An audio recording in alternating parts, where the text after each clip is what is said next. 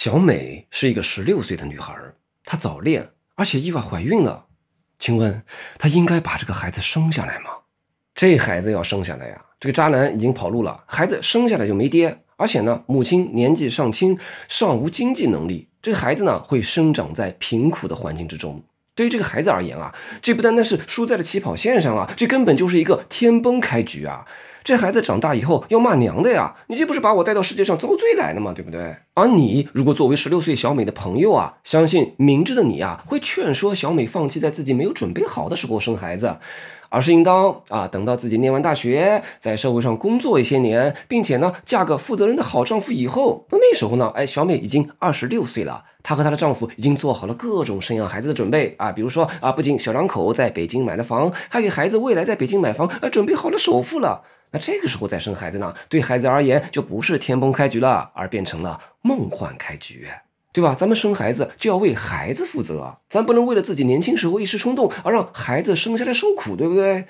相信如果你是小美，哪怕你十分想要生这个孩子但为了孩子的幸福，你也会放弃在自己没有准备好的时候生孩子，对不对？但是呢，我们今天要介绍的这个哲学论证就是要反驳掉这种看法。这个论证将会论证出，在16岁的时候贸然生孩子，即便给孩子带来的是天崩开局，那天崩开局你也可以给他开。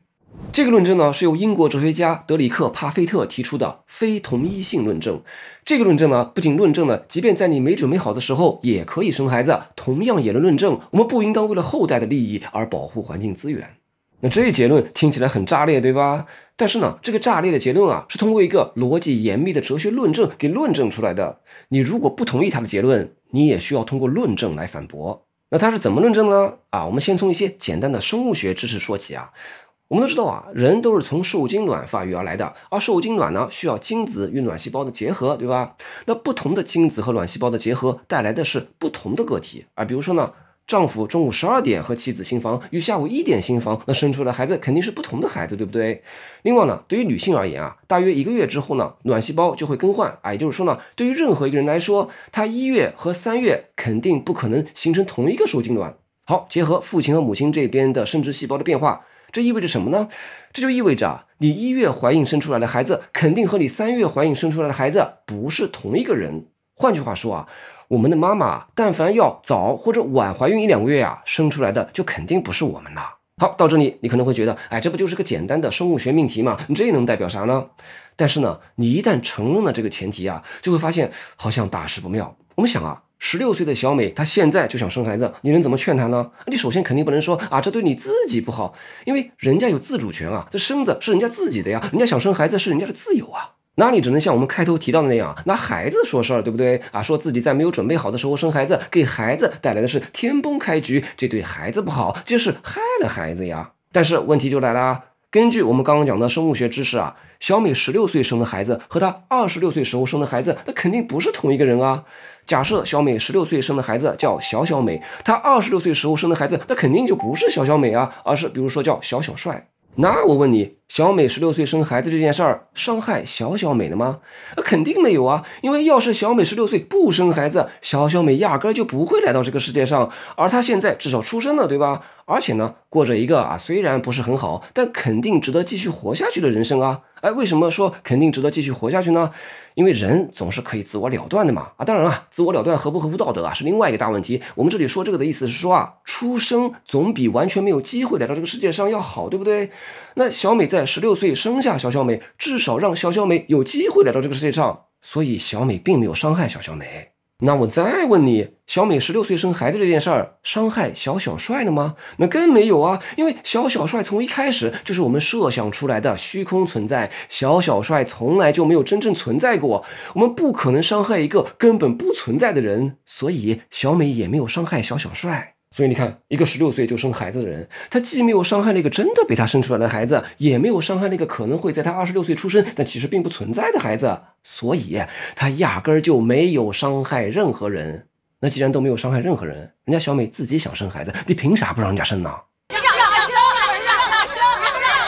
好，这就是非同一性论证。我们来提炼一下这个论证的逻辑前提是某些选择会改变未来人口的构成，导致不同的人出生。前提是如果某个个体因为我们的选择而存在，那么该个体就无法被说成因为我们的选择而受到伤害。为什么呢？因为如果选择不同啊，这个个体根本不会存在。因此结论就是这类选择并没有伤害任何人。论证完毕。这个论证啊，如果用一句话表达，也可以说成是啊，只要我们的父母当年但凡想要为我们生活得更好而改变行动，那么我们就根本没有机会来到这个世界上。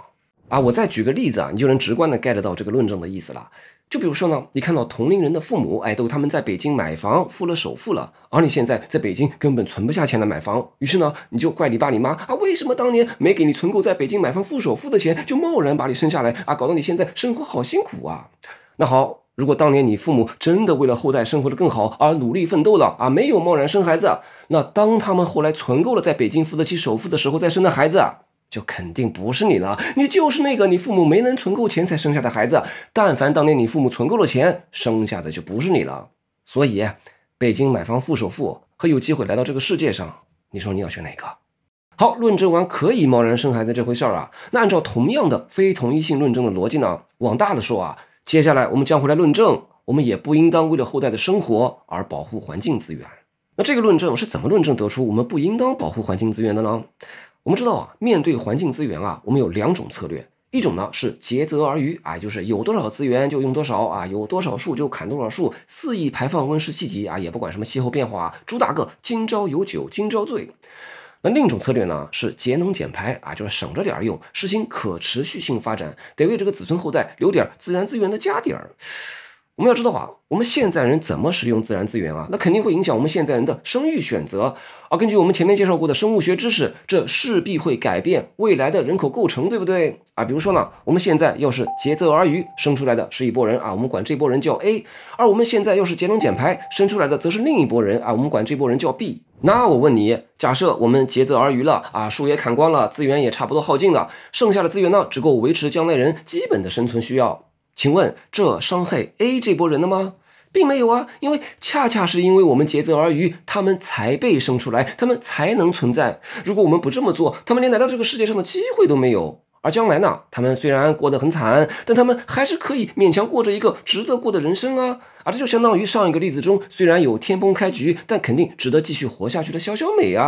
还是那个道理，出生总比完全没有机会来到这个世界上要好，所以我们并没有伤害 A。 那我再问你，我们竭泽而渔伤害 B 这一波人了吗？更没有因为他们是我们节能减排才会生出来的那波人但我们根本没有节能减排我们现在实行的是竭泽而渔所以他们根本从来就没有存在过这就相当于上一个例子中被想象中26岁的小美生出来的根本不存在的小小帅一样，我们根本没办法伤害不存在的人所以我们也没有伤害 B。 所以无论怎样，我们都没有伤害任何人，所以我们这样竭泽而渔，看似缺德看似不为子孙后代考虑，但实际上完全没有伤害任何人反而对我们现在还活着的人很有利，对吧？今朝有酒今朝醉，多快活那就像人家小美自己想要生孩子，自己爽了，也没有伤害任何人，那为什么不去做呢？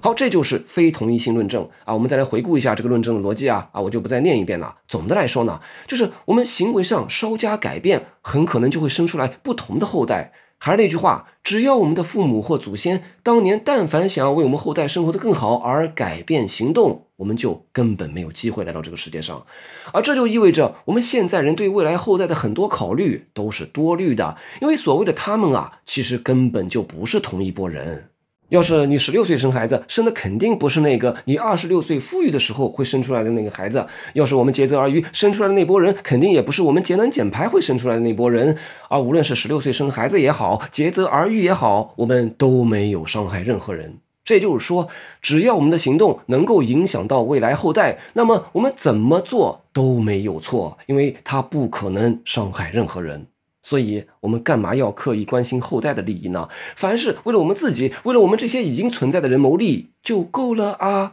这就是非同一性论证当然帕菲特本人是不认同这个论证的，他并不是在伦理上主张不要为子孙后代考虑而是呢，他提出这个论证是为了当成一个靶子，指出其中的 bug 所在，从而用来修正传统伦理学。那你认同这个论证吗？如果你不认同这个论证的问题出在哪儿，你需要给出你的反驳。欢迎你在评论里投出你的一票，并发表你的看法